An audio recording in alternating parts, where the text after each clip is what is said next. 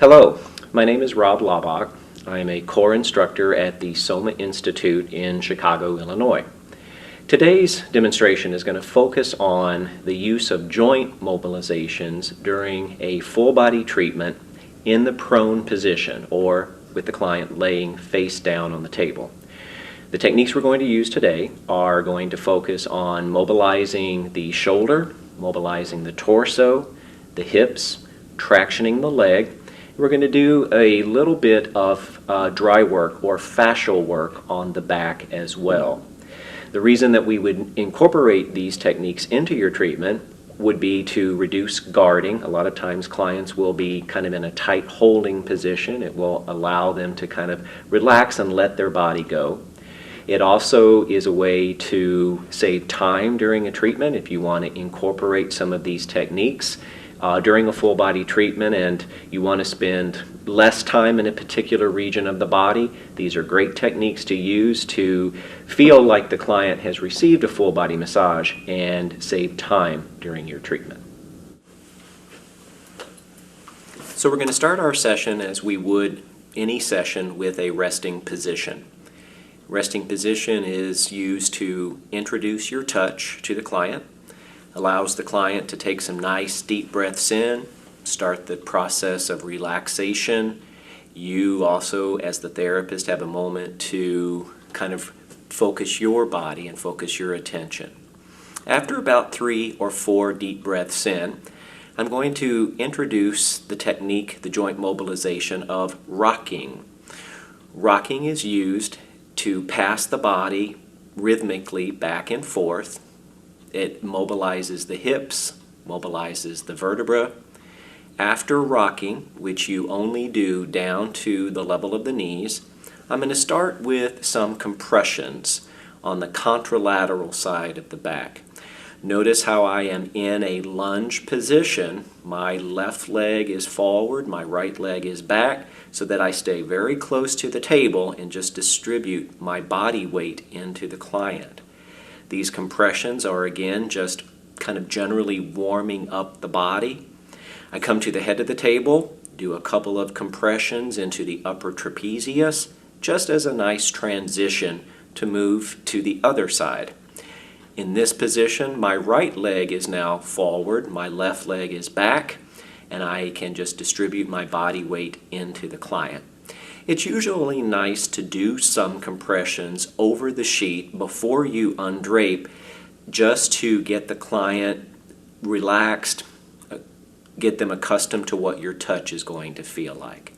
I use rocking down to tuck the sheet into the undergarment, pull the sheet down, always make sure that the PSIS are out from underneath the sheet, and then always tuck with your fingers pointing in the down position. Once I have securely draped the client, I'm going to start with some dry work on the back. You'll notice that my hands made kind of a diamond position or a diamond shape. I'm going to now use C-bowing as a way to mobilize and warm up the fascia that is just under the skin. It's usually nice to incorporate fascia or fascial work into every treatment that you do. It's a nice way to warm the skin, warm the fascia, and it really starts to mobilize and prepare the body, prepare the tissue for the work that needs to happen. I started in the shoulder and worked my way down into the low back and the hip. Making sure that you save your time and use your time wisely, now I'm doing a technique where I mobilize the hip, I bring the hip up, and I slowly push down with my left hand. So my right hand is underneath the ASIS, I pull up, and then slowly let my hand push the low back down. So it's a nice way to mobilize the low back and mobilize the hip on that side. I make my way around to the other side of the body. I fix my drape. Anytime your drape might come undone, it's always good to re-drape and make sure that that client feels comfortable. Focusing again on the low back, I'm doing a fascial spreading technique. Be sure that you always check which way the fascia is restricted, and in a direct fascial technique, you'll be pushing towards that resistance. So I'm in my lunge still, right leg forward, left leg back. My right hand crosses over my body and stays in position as I slowly lean forward and push my left hand up the body. Remember, with fascial work, you take the skin to its end point and then slowly let it push past that. Once I've done some fascial work, I'm going to do my first mobilization for the shoulder. So you'll notice that I put my left hand all the way underneath his shoulder and I'm cupping the GH joint in my left hand. My right hand, right fingers are on his medial border of the scapula, and I use my legs. Make sure that you use your legs for this technique and just slowly rotate that shoulder. Be sure that you pull up, out, and around to mobilize it. After a shoulder mobilization, I'm going to traction the GH joint. I'm going to show you some different techniques here. The one I'm doing at this point, you'll notice that I put my elbow in his elbow. I stabilize the hand, and I just gently lean back. Notice I'm facing his body, and I lean back. I'm going to fix my drape just to make sure that my client feels comfortable. Another option for tractioning the shoulder, you'll notice I put my hand on top of the shoulder and I simply lean back and I pull that shoulder towards me. Use your legs when you traction. You should not be using your arms. You'll notice that his head moved slightly in the face cradle. The idea also with tractioning is you want to traction for a certain number of seconds and then release the joint in that same amount of time. So if you traction and you count to 15, you will let that go on the count of 15. This last technique, I tractioned from the forearm and then I did sort of a little bouncing technique against the table. Again, to just relax the whole upper extremity. Once I've done that one side completely, then working with my flow, I'll do the same techniques on the other side. On this side, you'll notice that I started the C bowing, that dry work in the low back instead of the shoulder. It does really not matter if you started in the shoulder or you started in the low back. The idea with the C bowing is you want to move slowly. You want to pick up as much tissue as possible so that it does not feel like it's a pinching technique to the client. And then you can push your thumbs out away from you. Again, it's just a nice way to warm up the skin and the fascia. You'll notice that his back is turning red, so that is a sign of hyperemia. The blood vessels are vasodilating and some blood flow is coming into the area. After the C bowing, again, I incorporate that hip mobilization. This time, I put my left hand under the ASIS. I slowly lean back, pulling that towards me, and then my right hand is right next to the sheet, and I slowly push that right hand towards the table. So you can do it quicker and it's more of a hip mobilization and compression, or you can pull up and go slow and it would be more of a fascial technique. I've made my way to the other side of the table. I'm going to do that fascial glide again into the low back. You'll notice my left leg is in front of me, right leg is behind me. My left hand comes across my body to hold the hip down. And slowly my right hand is pushing up towards the head. Remember, you'll take the slack out of the skin, move it till it stops, and then just be patient, apply some pressure, and slowly let your hands part. The client will feel kind of a stretching effect in their low back. For the shoulder mobilization, you'll notice I placed my right hand between his arm and torso. I've put my left hand on top of the scapula. Notice I'm in a lunge here, and I'm really using my legs to make this technique very effective. I don't want to use my shoulders or anything of that nature. I want to use my legs. Notice I've put my hip next to the table as well, so his arm does not come off of the table. I bring the arm off the side of the table, retuck just to make sure that the client is comfortable. I place my elbow inside his elbow. I'm facing the client, and I simply just lean back. It is important that with the opposite hand you kind of stabilize that wrist. If you don't stabilize the wrist, your forearm will start sliding down their forearm.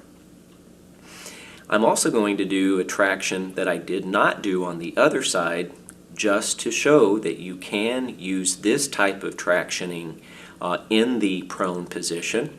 I brought the client's arm up over their head. Again, I'm just leaning back. This is a nice traction, for example, for latissimus dorsi, a nice traction for the side of the back. Slowly bring the arm back onto the table. Place the left hand on top of the shoulder, and again, just traction the shoulder nice and slow. Make sure that the head slightly moves in the face cradle. It is making sure that the technique is effective. If you want, you can also verbally check in with the client to make sure that the technique is comfortable for them. The last thing I'm going to do before I apply my lotion is address the posterior neck. So I'm going to do a little bit of dry work to the back of the neck. I'm doing a pincer grafts, thumbs on one side, fingers on the other. I simply squeeze, lift my hands towards the ceiling, and then very slowly separate my hands. It's a nice way to address the back of the neck right before I put my lotion on. Finally, I'm going to traction the hips, especially if the client has a tight quadratus lumborum or tight lower erectors. This is an effective technique. So you'll notice I put my right hand right on the iliac crest. My left hand is placed on top of the glute. All of my weight is on my left leg, and I simply push the hip. Tractioned the first side, keeping contact with my client. I'll move to the other side. I will then put my left hand, I'll hook my left hand on the iliac crest. My right hand is placed on top of the glute. And the idea here is that you are pushing the hip not down towards the floor, but you're pushing the hip towards the client's foot to really traction the low back, kind of stretch out QL and those lower erectors. I can use a little bit of rocking to kind of make my way to the top, and then I would apply my lotion at this point and begin my deeper work.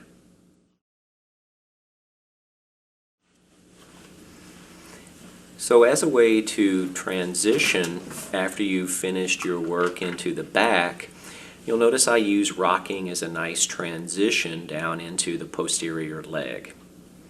After rocking, after transitioning, best to probably begin with some compressions. I'm using loose fist compressions at this point, and notice I'm transferring my weight from loose fist to loose fist, and I'm moving my loose fist to different areas on the glutes and the posterior thigh. Another way to do compressions would be forearm compressions. Be sure when you use forearms that your wrist and your hand is relaxed, but forearm compressions feel really good and they're very effective in the glutes. The last compression I'll do is onto the gastrocnemius, onto the calf muscle. Again, just open your hands, do a couple of compressions into the calf. Once I've done some compressions, I will undrape the client. So I've tucked, I've moved the sheet into the center of the table between their legs. Lift their ankle, face their head, be sure that you're in a lunge facing their head. Your inside hand comes underneath the knee and pull the sheet up under their hip as high as you can. Then come to the head of the table, adjust your sheets to the other side, get some of that excess sheet out of the way. When you roll your sheets, always roll them under and then secure with a nice tuck. So my joint mobilizations here, I'm going to begin with indirect shaking. You'll notice that I kind of went into a squatting position, lift up the leg so that the thigh clears the table, and almost in a pendulum fashion, move it back and forth. You can also sort of use a vibrational technique by bouncing the knee on the table. And then just like the shoulder, I'm going to incorporate a little bit of movement into the hip joint. My inside hand comes into the knee and my outside hand is stabilizing the ankle, and just rotate that femur inside the acetabulum in the hip joint. Once I've mobilized the hip, I'm going to go into a couple of different stretches. So you'll notice that I'm putting the knee into a flexed position, bringing the heel towards the glute. So at this point, I'm trying to do a nice stretch for the quadricep muscle on the anterior side of the thigh. It's always best to hold a stretch for at least 20 to 30 seconds for it to be an effective stretch. If I want to focus on the hip flexors, such as psoas, iliacus, in any of the hip flexors, I've put my right thigh on the table, place the client's thigh on top of yours. You'll notice that my left hand is holding the hip down. You really need to hold the hip down. And then again, bring the heel towards the glutes.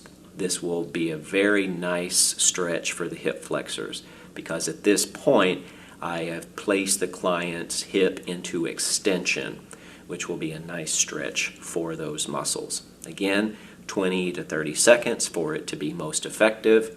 You'll notice as I move from technique to technique, I'm kind of jostling the leg a little bit just to remind the client to relax. And then I'm going to traction the entire leg. Before you do this technique, be sure that the client does not have any ankle injuries, knee injuries that could possibly be painful if you were doing this technique. I have placed my outside hand under the ankle, my inside hand on the heel. I'm not using any arm strength. I'm just pushing back on my legs. I counted to about 15 and let it go back on 15. Then I will redrape the glutes first, pick the leg up facing the client's head, pull the sheet down and push it into the center, lay the leg down, keeping your sheets low, pull the sheet back over their leg. That is a nice way to address the lower extremity during a full body massage and save a lot of time. That completes today's demonstration of joint mobilizations in the prone position. Again, I would suggest incorporating these types of techniques in just about every treatment that you do. And again, my demonstration today was for full body. These can be incorporated into regional areas too. For example, if you were just working on a shoulder or a hip or one leg, these techniques can be used even more specifically in a regional area instead of a full body. I do hope these techniques will help you and will greatly improve your work as a massage therapist. For more information on these and other instructional videos, please visit soma.edu.